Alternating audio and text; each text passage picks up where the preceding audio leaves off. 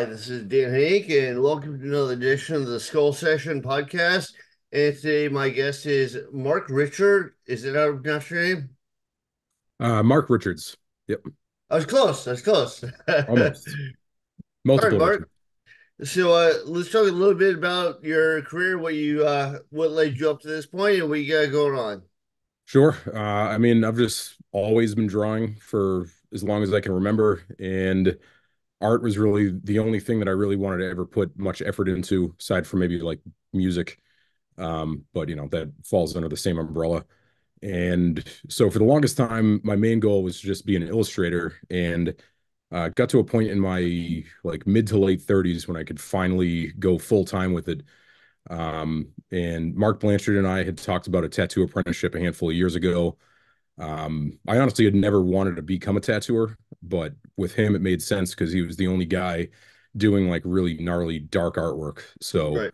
it made sense to learn how to tattoo from someone who would actually want to like help me turn my style of, heavy metal horror stuff into suitable tattoo work.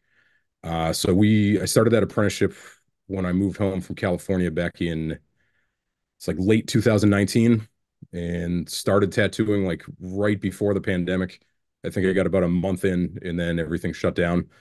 And then once we got back up and running later that summer in 2020, we decided we were going to open up Tomb. So within a few months, we found a spot in Salem, Massachusetts, and set up shop. So we've just been focusing on that for a handful of years, and I just get to make gnarly art every day. It's pretty awesome.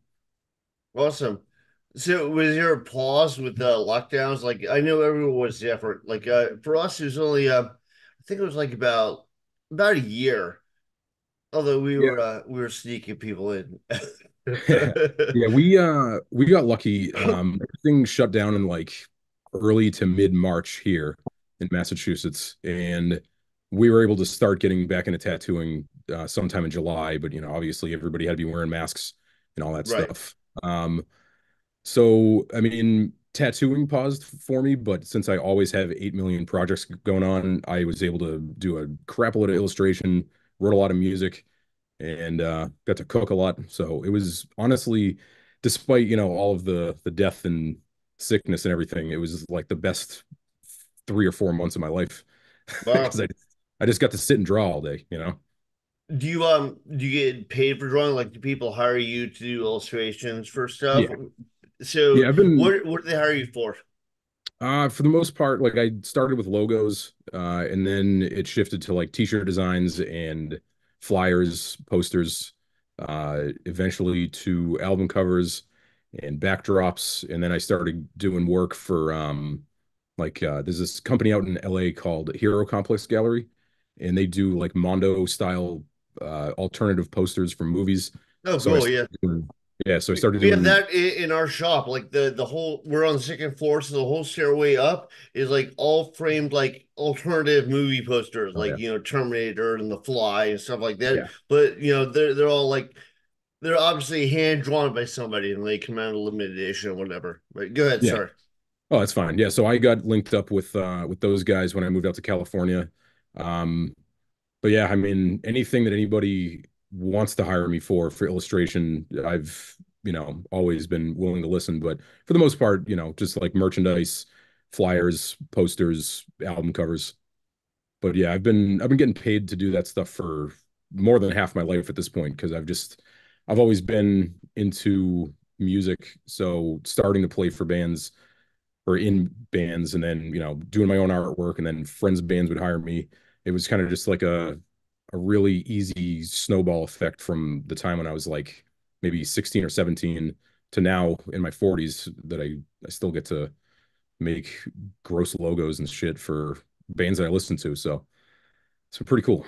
Have you had a problem with like I remember I did a bunch of art for bands like when I initially moved to New York I wanted to be a comic artist and Hmm. then with that's right when the comic industry almost went bankrupt so Yeah. I was having a real hard time with that. I talked to Penguin Books they pay a lot for a book cover but you get like maybe two a year. Yeah. So at first you're like, wow, it's like 6 to 8 grand, and like this is back in '98 when Yeah. there's a lot more A lot of money. money. But I was like, oh wow, that's good money. But yeah, you get like two a year, maybe. You can't live off that. So I remember I started doing a lot of band album covers, and some bands like Coalesce, I did their album cover, and they Yeah. paid me right off. Like Sean Egan was a really stand up guy, but a lot of bands, it's not even their fault because they're kids. But Yeah. they get the advance, and then they talk up all this great album cover art that you're gonna do. So you start doing it, and you go, "Hey man, can I get paid for some of this? I got to pay my rent." And they go, "Oh, it's like a label," and you talk to the label, and the label's like, "Oh, we give them an advance. Part of that is for the album cover art." So Yeah. talk to the band, and they talk to the band. They go, "Oh, we didn't know that. We blew that money." Yeah. So I'm wondering if you had a similar experience. Yeah, I mean, unfortunately, it does come with the territory, especially at this point. I've probably worked with like somewhere between 400 and 500 unique clients. But the good thing is that there's probably only been maybe like a dozen of them, maybe a little bit more that have been problematic. I'm always a stickler for getting a deposit, so that way Yeah, I it's, started you doing know, that. yeah. That's how you get paid.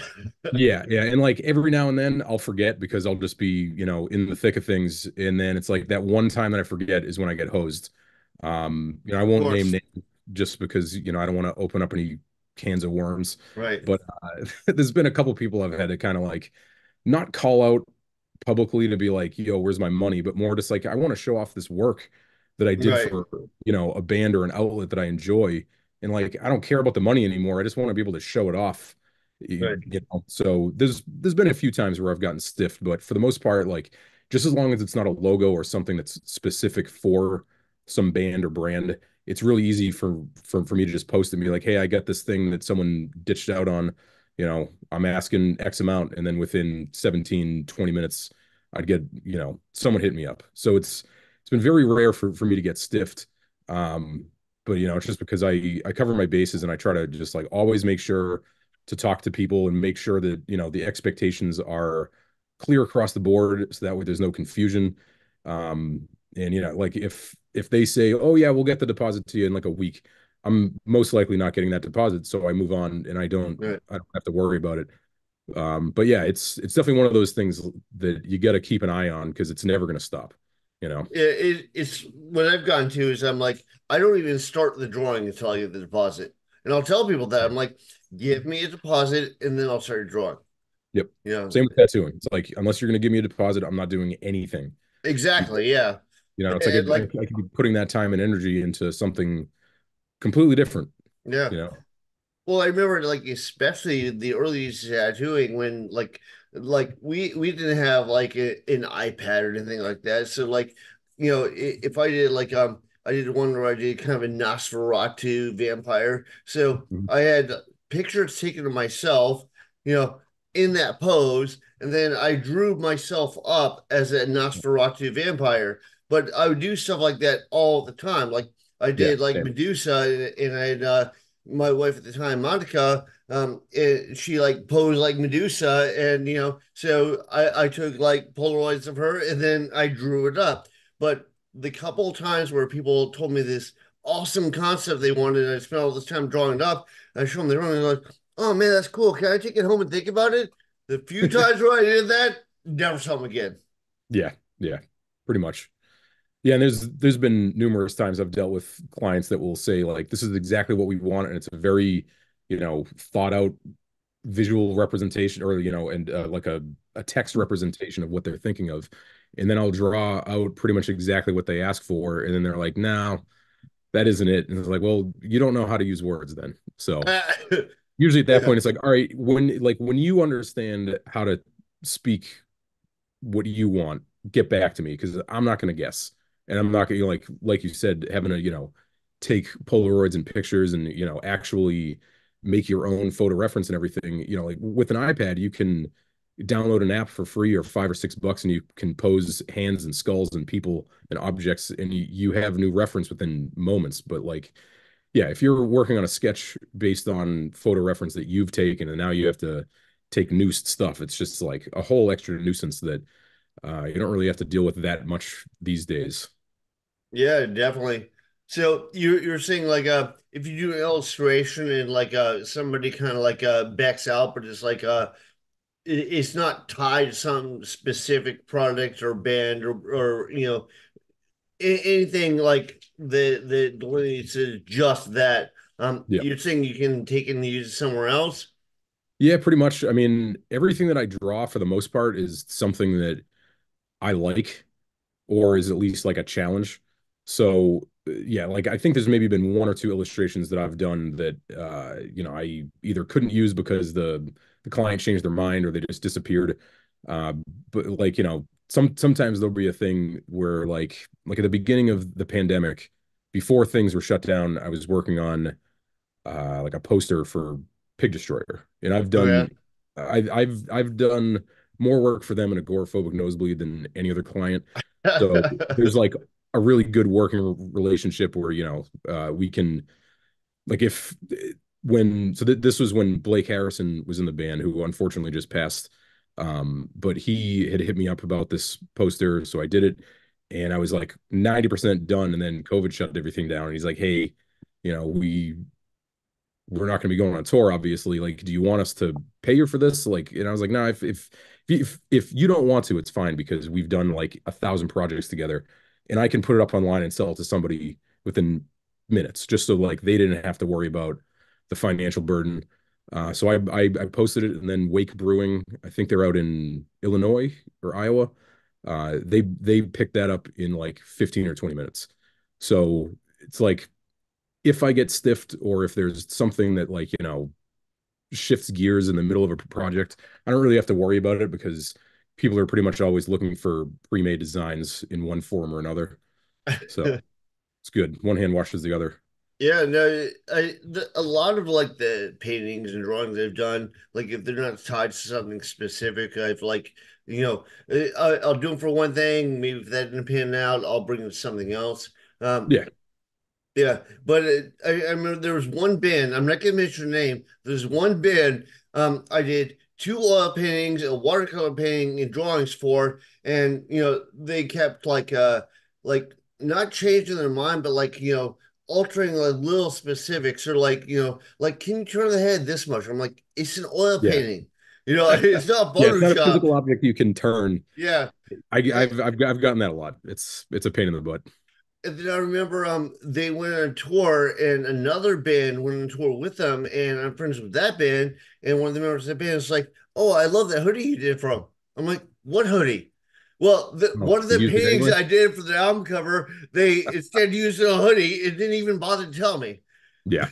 It happens a lot because like people think that just because the artwork has been made for them, they can do whatever they want with it. And it's like it's very tough as an artist to like try to confront someone or say, hey, it's like this project was supposed to be this, and now that it's this, it's like things are different. And it would have been fine if you just said, hey, can we use this as a hoodie or a t-shirt or whatever, Yeah, you know? I would have been cool with it. I'd have been like, "Yeah, yeah, man, that's cool." But Yeah. tell me, how Yeah. about I'd be like, "Hey, give me a copy." That's it. Yeah. Yeah. And then you can be like, hey, check this band out on tour and make sure to pick up a hoodie. I drew it, you know? Yeah. It's not that hard. Like that's one of the things that I care about the most these days, especially with it. Like, social media is just a shell of what it used to be. It used to do everyone a lot of favors, and now it's like the way that algorithms work, everything gets buried. So people like tagging and sharing, like, hey, here's the artist who did this, goes a long way now as it did back Yeah. then. So yeah, to like have the wool pull over your eyes and not know what's You happened know to your what I art. think it is? I think you're not wearing the pink tutu and dancing on TikTok. Yeah, That would make that's the not gonna happen. difference. Yeah, Well, right. until they ban it, they might ban it next week. That's what I've heard. Yeah, Yeah.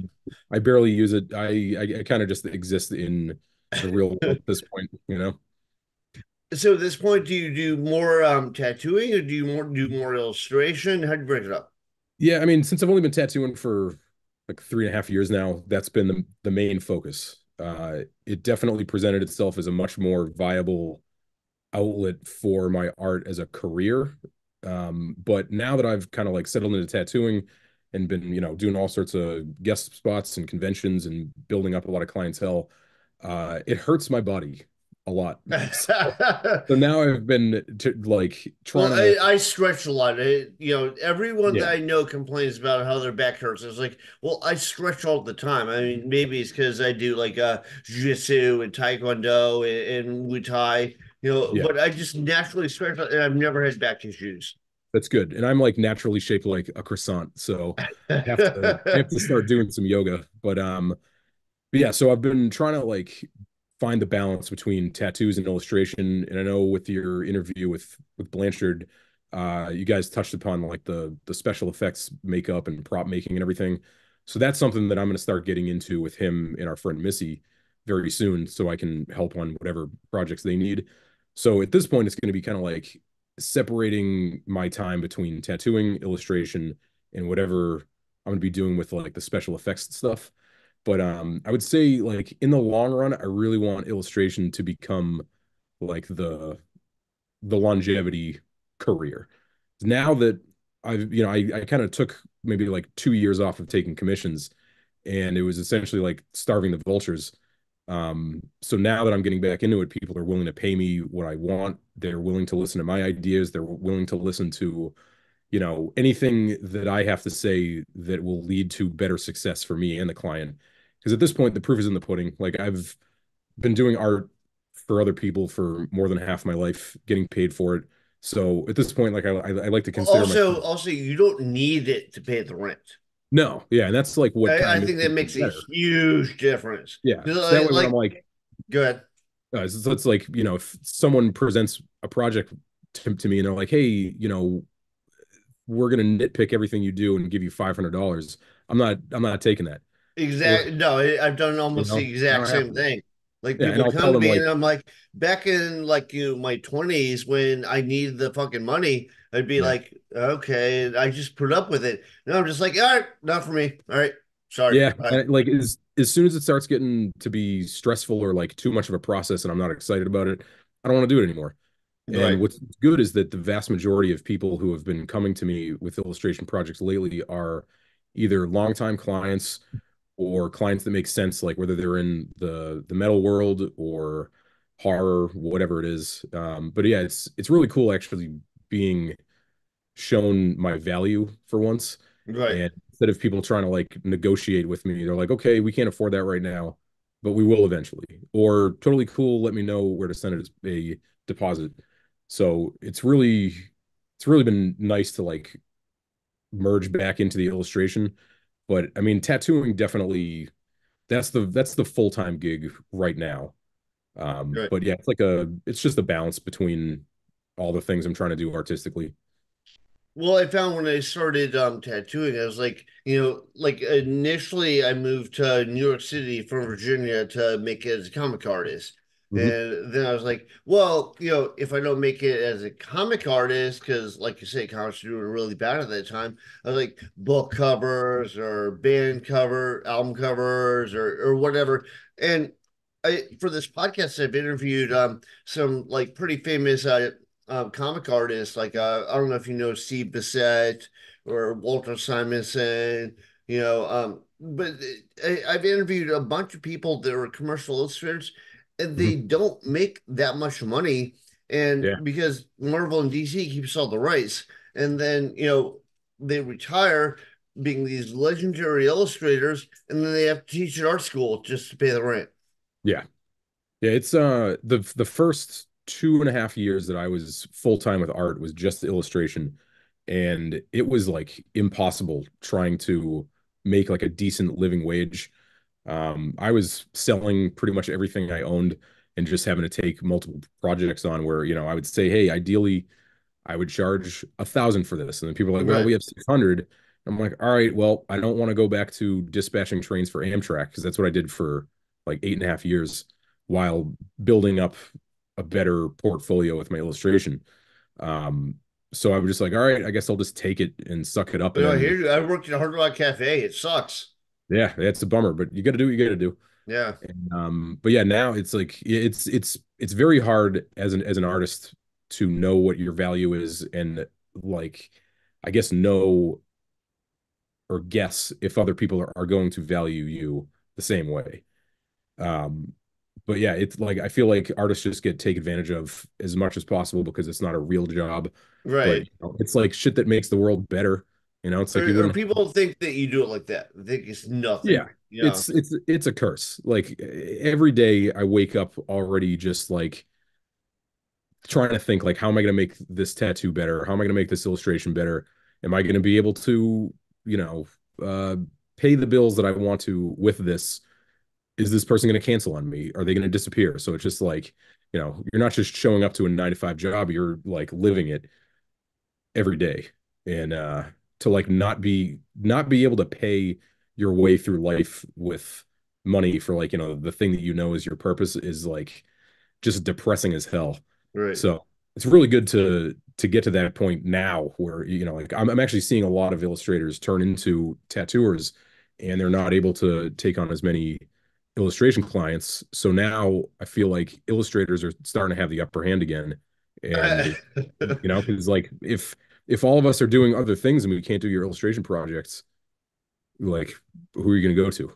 Not that there's like there's 8 million people you could go to, but they don't want to go to other people. Right. Well, it's weird too because it's like you get that one thing on Pinterest and suddenly everybody's like, "Dude, that's the guy to go to," and Yeah. like you're like, "Dude, I've been doing good work all along," and all of a sudden I'm on Yeah. Pinterest and then everybody wants me. Like Yep. I remember I did one space leave, and then for like the next 5 years, I was a space guy. But Yeah. it's like I was just trucking along, and then the space of it is somebody posted on Pinterest, and then like at the time it was in Paul Acker Shop Deep Six, and it was Hmm. just like nonstop. Like they even Yeah. made a joke. There's on the counter when they have days off. They say Dan went back to his home planet, and they draw a little flying saucer. Yeah. Yeah. I mean, luckily I've just been doing skulls and roadkill, so everyone knows me for dead stuff. So no one really comes to me for anything else except for like, skulls, Lovecraftian creatures, got a lot That's of awesome. Yeah, Bloodborne, Dark Souls type stuff. So, I'd but yeah, mark tattoo some of that on me. Yeah, yeah. I mean, it's in our world, so it's like all we do. But yeah, I mean, just at that Detroit convention, I saw you working on that space sleeve that you've been working on for years. So yeah, yeah. And I like the illustrations are kind of hit or miss, but like because I've been able to kind of weed out because I pay the rent doing tattoos and owning a tattoo shop. I'm like, yep. you know, if I don't like it, and I say I don't want to do it, and it's weird because a lot of people, a lot of clients are like, oh wow, I don't have that say so, I don't have that iron grip over him. So like, okay, all right, whatever you think is best. Yeah. Like I've noticed that difference like Yeah. between trying to get paid and okay, what do you want? I'll change anything for you Yeah. to, yeah, man. All right, sorry, I'm out. Yeah. There's several tattoo projects that I've taken on because I felt like, all right, I'm still new to this and I should challenge myself with these things. And then as I'm doing them, I'm realizing like I'm never going to post this because I don't want people to come to me for this stuff because it's like just not what I want to do, you know?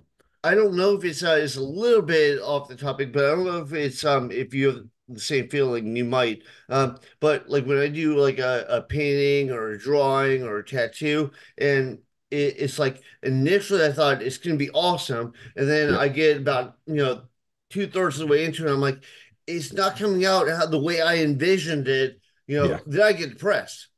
Yeah. It's pretty much every single thing that I do, I'll have a vision in my head. It's like it just gets to a point where I've kind of just had to think like, all right, I know the subject matter is cool. So I'll just wing it. Like I try to push a lot of my clients to just let me do my thing and draw on them. Just like especially if it's going to be some like amorphous creature or a bug or a Oh, skull well, or something. that's the best when people like try and put like too many, things in the Yeah, pot. You're like, dude, stop. You yeah, came to it's me like because you like my stuff. yeah, just let me draw a creature on you, and you'll see like it's going to be cool. But yeah, like I was just working on a poster and the initial idea I had, I was like, this is going to be the sickest thing ever. I'm going to have all these like cool Easter eggs. And then as I was putting together just like the references, I was like, this isn't going to look anything the way that I intended. But like whatever, it's another day at the office. I gotta make sure I get it done. But yeah, like it's a plague to like have that vision but not be able to completely translate it. Whether it's because like you can't figure out the tools you're using, or like especially with tattooing, like people's skin just will not want to cooperate. Oh Certain yeah, things yeah. will be fine one day, and I like, just had that happen. I was just complaining to you. Yeah. yeah, yeah, it's but it's like, yeah, it's an everyday thing, and some days you're sitting on top of the world, and others you just want to fucking die because you just can't get that line in the way that you want, you know? Well, I've also noticed like there are some illustration or projects I've taken on where like the overall concept was cool and they want like 15 or 20 illustrations. And like I would say like probably like if it's like 15, 12 of them were awesome. And Yeah, three I was like, okay, and I'm trying to make them cool, but it's like I just don't feel like I can capture what would make them cool. yeah, But I have to do them because I took the whole package on. yeah, Does it and you have a happen to couple. you? Yeah, oh yeah, all the time.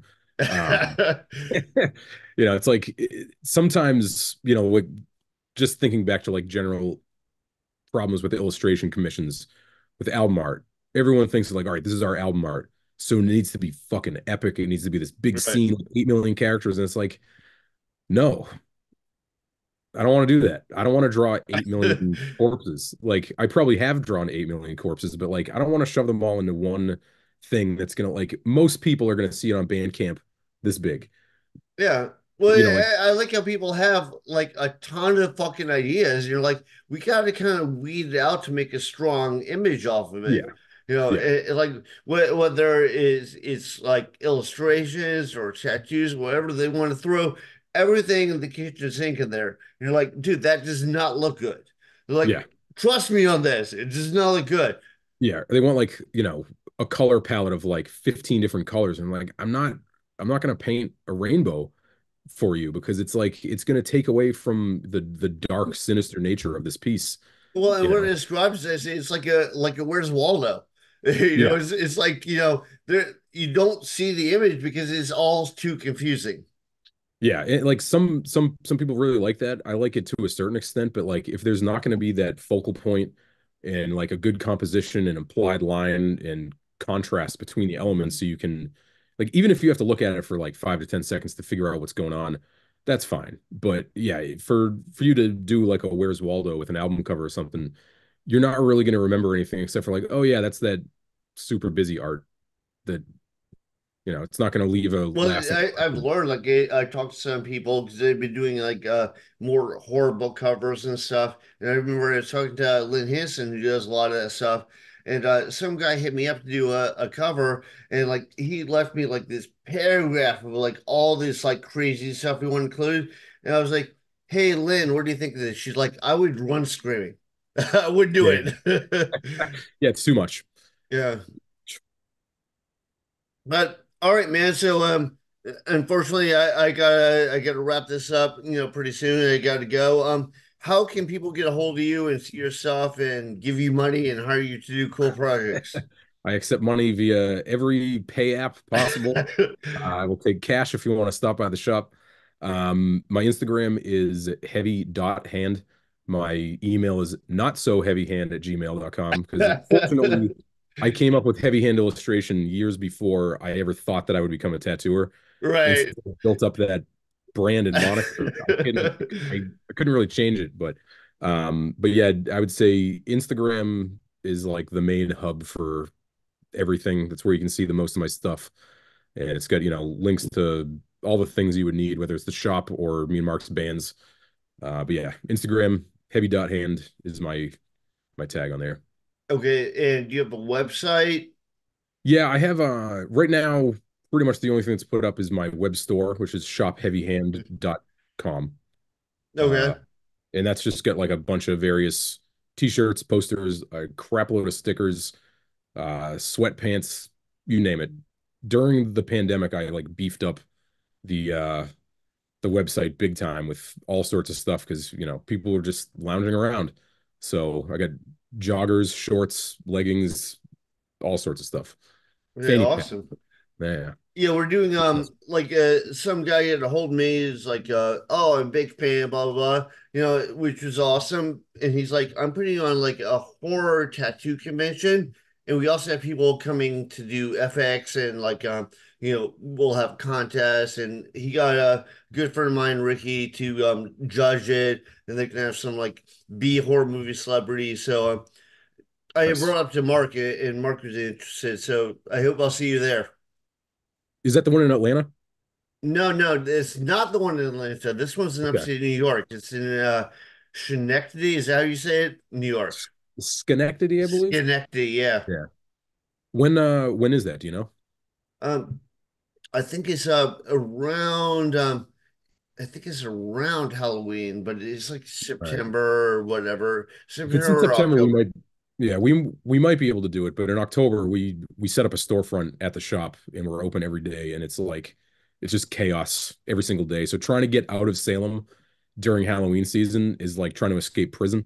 So Yeah. we'll see. I mean, there's always the potential that we can have coverage at the shop, so we can go do other I stuff. But definitely have to stop by your shop at some point because it looks awesome. I want to check it out. yeah, it's only gonna get better. Okay, awesome. All right, man. Well, thanks for doing this. Do you No have problem. anything else you want to throw out there? I don't know. Thanks for having me, and I don't know. Just check out Tomb Gallery. That's our Instagram is just at Tomb Gallery. That's where we're gonna have all sorts of new projects and merchandise coming out this year. Mark and I are really excited with all the projects we got going on individually and collaboratively. So yeah, we're just keep an eye on the social media as much as you can, and you get to see all sorts of wacky stuff we get to do. Okay, awesome. Yeah, I see those guys at conventions all the time. They have lots of cool merchandise, so everyone So should check it out. thank you All very right, Mark. much. Thanks for doing this. Yeah, thank you for having me.